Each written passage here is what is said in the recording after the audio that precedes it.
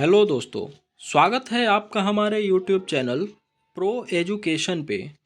दोस्तों, आज के इस वीडियो में हम लोग कोहलर के सीखने के सिद्धांत एवं इनके प्रयोगों के बारे में जानेंगे। दोस्तों, इससे पहले भी हम 4 सिद्धांत के वीडियो अपलोड कर चुके हैं, तो उसे ज़रूर देख लीजिएगा, जिसमें थॉर्नडाइक, स्किनर, आईपी पावलो और सीएल हल के सिद्धांत हैं। यह हमारा 5वां सिद्धांत है, जिसमें कोहलर के सीखने के सिद्धांत और इनके प्रयोग के बारे में हम लोग पढ़ेंगे। तो आइए देखते हैं। इनके सिद्धांत का मूल नाम सूझ या अंतर्दृष्टि अधिगम का सिद्धांत है। इसके प्रतिपादक, यहाँ ध्यान रखिएगा, इसमें एक प्रतिपादक है, एक प्रयोगकर्ता है और एक सहयोगकर्ता है। तो प्रयोगकर्ता इसमें कोहलर हो जाएंगे, प्रतिपादक अगर पूछता है तो मैक्स वर्दिमर हो जाएंगे और सहयोगकर्ता पूछता है तो कोफ्का हो जाएंगे। ये ध्यान रखिएगा। और कोहलर हैं, यह जर्मनी के निवासी हैं और इन्होंने प्रयोग किया बनमानुस पर, जिसे चिंपैंजी भी कहते हैं, और उसका नाम सुल्तान था।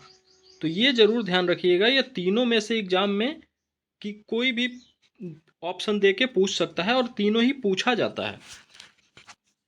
आगे देखते हैं। इन्होंने चिंपांजी पर 2 प्रयोग किया। इनका पहला प्रयोग था कि एक कमरे में केला छत से लटका दिया। ये देख रहे होंगे चित्र में, ये केला छत से लटक रहा है और ये चिंपांजी जो है, सुल्तान जिसका नाम है, यह केला प्राप्त करने का प्रयास कर रहा है। लेकिन इसी कमरे में इन्होंने बॉक्स भी रखे थे, खाली बॉक्स, जिसको एक के ऊपर एक लगाकर उस केले को प्राप्त किया जा सकता था। चिंपांजी अथक प्रयास के बाद यह देखता है कि इसमें बॉक्स पड़े हैं, तो बॉक्स को एक के ऊपर एक रखता है। यहाँ देख रहे होंगे कि एक के ऊपर एक रखना शुरू करता है और रखने के बाद उस पर चढ़ के यहाँ केला प्राप्त कर लेता है। यह इनका पहला प्रयोग था। इनका दूसरा प्रयोग है, एक चिंपांजी को इन्होंने एक कमरे में बंद किया और कमरे के बाहर, ये देख रहे होंगे, कुछ दूर पर केला रख दिया जो कि उस बनमानुस के पहुंच से दूर था, और उसमें छड़ी रख दिया। छड़ी इस प्रकार का था कि उसे आपस में जोड़ा जा सकता था। यहाँ देख रहे होंगे कि यह पहले प्रयास कर रहा है लेकिन केला के पहुंच से दूर है। फिर यह 2 छड़ी को उठाता है और उसके बाद से यहाँ देख रहे होंगे कि छड़ी को जोड़ रहा है। छड़ी को जोड़ने के बाद वह चौथे नंबर फिगर में देखेंगे कि केला तक पहुंच जाता है छड़ी, और ऐसे केला प्राप्त कर लेता है। तो यह इनका दूसरा प्रयोग था। आगे विस्तार से देखते हैं इसको। इनके प्रयोग के बारे में देखते हैं। पहला प्रयोग है इनका, कोहलर ने यह प्रयोग सुल्तान नामक एक चिंपांजी पर किया।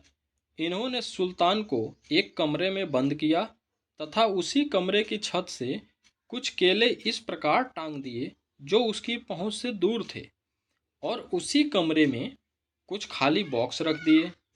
सुल्तान उन केलों को प्राप्त करने का प्रयास करता, लेकिन उसमें असफल रहता। सुल्तान ने कमरे का बारीकी से अध्ययन किया और पाया कि कमरे में कुछ खाली बॉक्स हैं। सुल्तान ने उन बॉक्स को एक के ऊपर एक रखकर उस पर चढ़कर केला प्राप्त कर लिया। सुल्तान द्वारा कमरे में बॉक्स को देखना समस्या के पूरे आकार का अध्ययन करना है तथा बॉक्स का प्रयोग करना सुल्तान की अंतर्दृष्टि व सूझ का परिणाम है।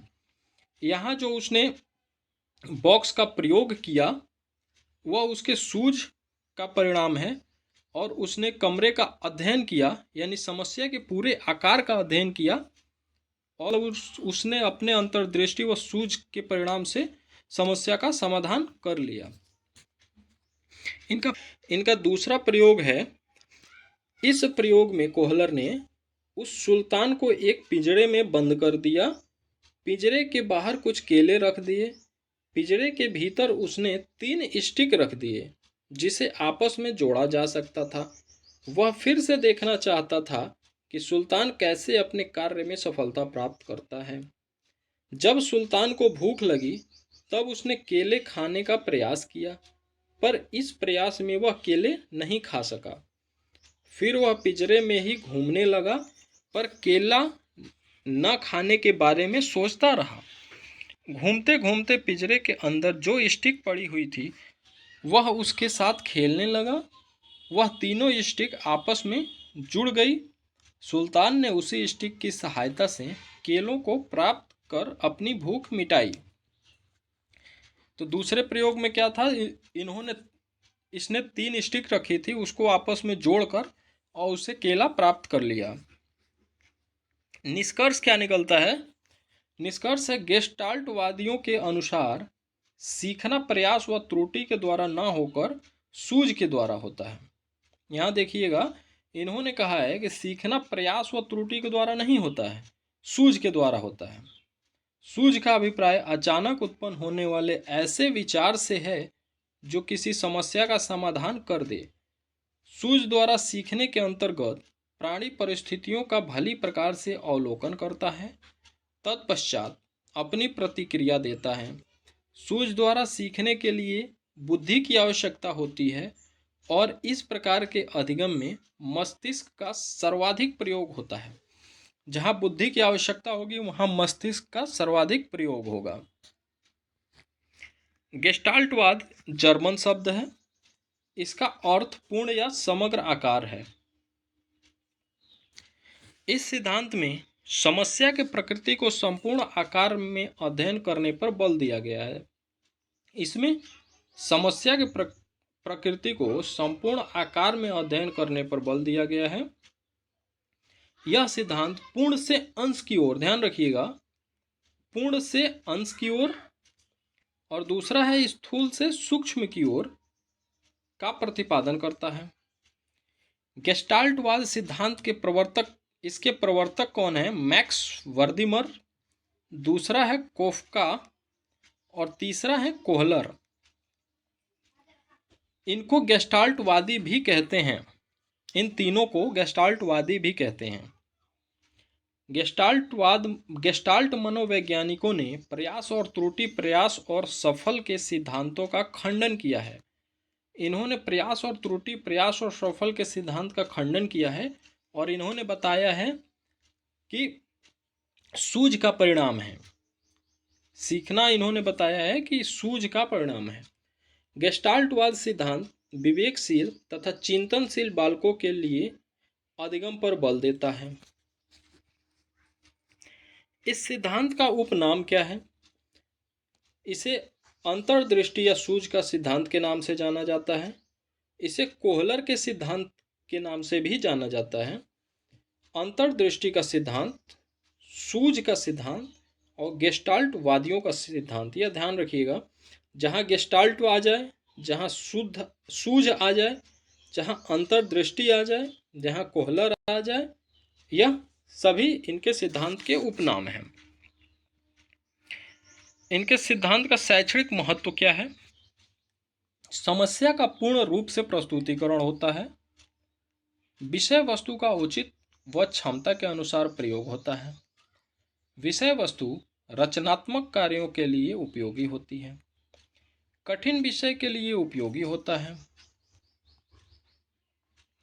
संगीत साहित्य के लिए उपयोगी होता है। लक्ष्य प्राप्ति के लिए उपयोगी है। समस्या समाधान आधारित शिक्षा है। स्वयं खोज कर सीखना यानी स्वयं खोज पर बल देता है। सीखने की प्रक्रिया धीरे धीरे ना होकर अचानक होती है। कल्पना करना, तर्क करना आदि। पाठ्यक्रम का निर्माण गेस्टाल्टवाद सिद्धांत पर आधारित होना चाहिए। इस सिद्धांत द्वारा बालकों में चिंतन, मनन, स्वाद, कल्पना शक्ति, तार्किक आदि के गुणों का विकास किया जा सकता है। अनुसंधान विधि तथा खोज विधि गेस्टाल्टवाद सिद्धांत पर आधारित है। यह सिद्धांत रचनात्मक कार्य के लिए उपयोगी है। यह रटने जैसी क्रिया का खंडन करता है। गणित शिक्षार्थियों के द्वारा उपयोगी है। समस्या समाधान विधि इसी सिद्धांत पर आधारित है। इनके सिद्धांत पर कुछ नियम हैं, उसे जानते हैं। सिद्धांत पर आधारित नियम हैं समानता का नियम, निकटता का नियम, समापन का नियम, निरंतरता का नियम और समग्र का नियम। तो आज का हमारा वीडियो यहीं तक समाप्त होता है। यह वीडियो देखने के लिए आपका बहुत बहुत धन्यवाद। आपका दिन शुभ हो। जय हिंद।